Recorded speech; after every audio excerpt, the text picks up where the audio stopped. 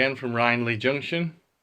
This is the tiniest of updates, just to let you know what has happened. It's not much at all, but I said I would do a sort of late August update if I got a chance.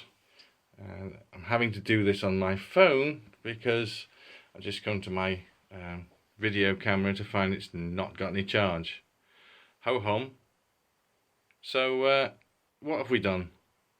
Well, not much has happened to the layout, apart from the fact that I have now bought some extensions, platform extensions here. So as far as I'm concerned, this station is done in terms of length of platform. I'm not going any further with that now. So slightly asymmetrical, but I quite like that look. Not all platforms are completely symmetrical in terms of length. It adds a little bit of variety. So that's that on that front.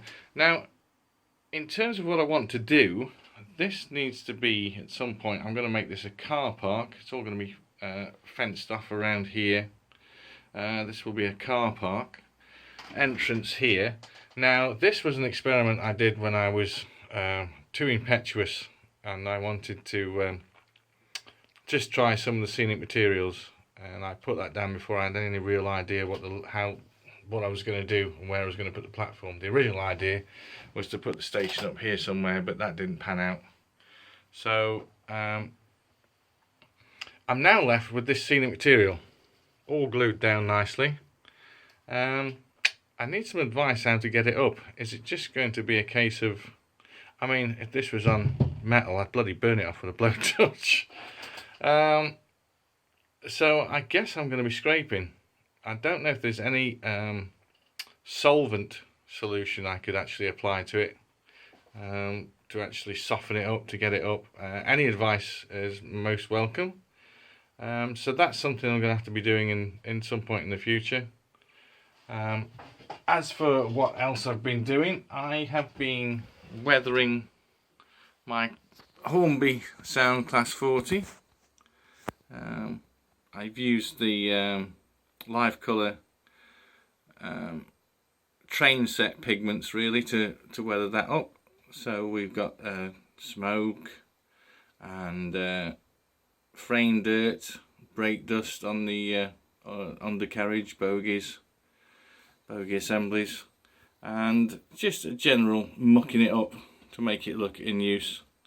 I'm quite pleased with it. A little bit more, use some powder on the top there, some dark powder just to highlight the exhaust vents. Yeah, I'm fairly pleased with that. I mean, it's not of the standard of some of the professionals, but it looks mucky, it looks like it's in use, it looks like it's in service. So yeah, quite happy with that. So there's not much to say apart from I can show you my new acquisition. Now, that's not a new acquisition. That's my Hornby Fowler 4F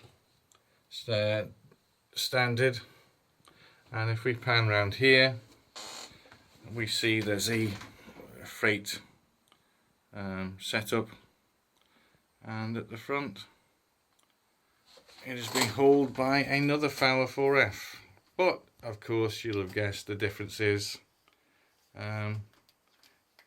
it's sound. In terms of its operation, yeah, I'm fairly happy with it. Excuse me. Although I don't think it's not quite as smooth as the Hornby DCC fitted one. I fitted that with a lens decoder, a lens silver decoder, and that's really lovely at slow speed.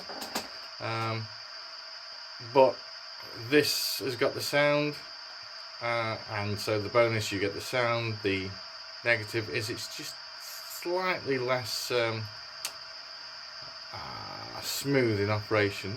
It's okay, but I would have liked, for whatever reason, both the TTS sound locos don't seem to have a CV setting for the top speed, value 5. So you have to sort of, you can't whack them up to full speed because they just look ridiculous. So on maximum throttle setting, this would be going around like an absolute demon, which is not realistic at all. I do like to try and get my locomotives set up so they do look, if they have a relatively accurate speeds on the layout. I don't like them racing around. I like them to accelerate and decelerate at a realistic pace. So I've adjusted some CV settings on this to try and get it to look just a little bit more yeah, realistic. So this again, I mean, Sound Strange has done a good review of this, so you've probably seen, you know, all the sounds, but I'll just run through them.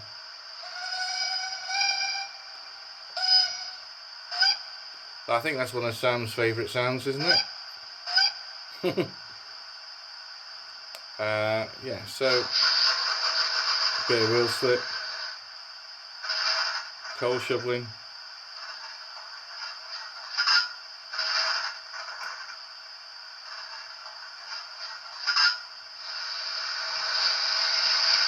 That's the blower.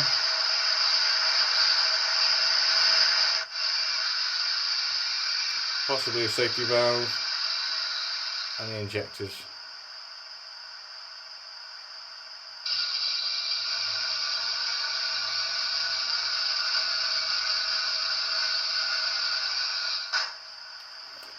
So I'll get her running and you can have a quick look at how she goes around the layout.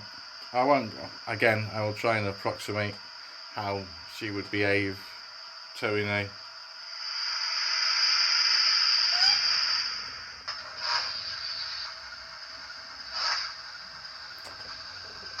towing this kind of freight.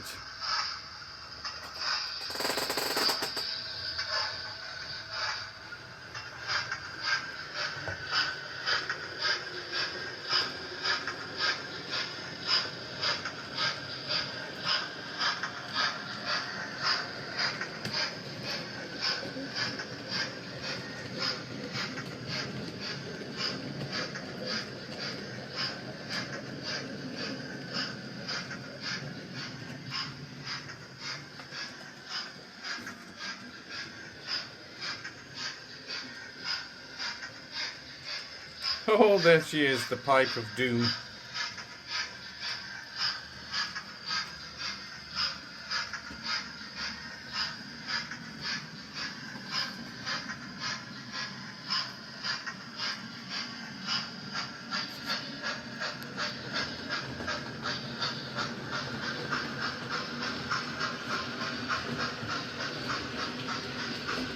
So that's probably about as fast as you're going to get, really. Holding the steam train, and we have another wasp in. Oh dear, oh dear. Is it a wasp or is it a moth? I don't know. I just had an issue with a wasp earlier, so it's not doing me too good. I don't like wasps. So I'll probably disappear in a second. One last thing before I go, keeping an eye out for the wasp. I did get some, what do you call it? There's a couple of, you see them conflats there, conflat containers. They're a couple of backments I picked up on eBay. Quite like the look of them, and the other useful thing is if I take the container off, they're both loose, I can use it as a base for my action cam. So yeah, that's about it for now. That is the late August layout update. I'll just bring this back down to a stop, and then I'll say goodbye for now, and I'll see you at some point in September, and try and make a move. That was certainly an emergency stop, wasn't it? Yes, we'll try and make a move on with a bit more of the layout. Make a bit more ballasting, and I really do need to get around to walling this side and also re-walling that side, but I can never get round to it. I'm just a coward.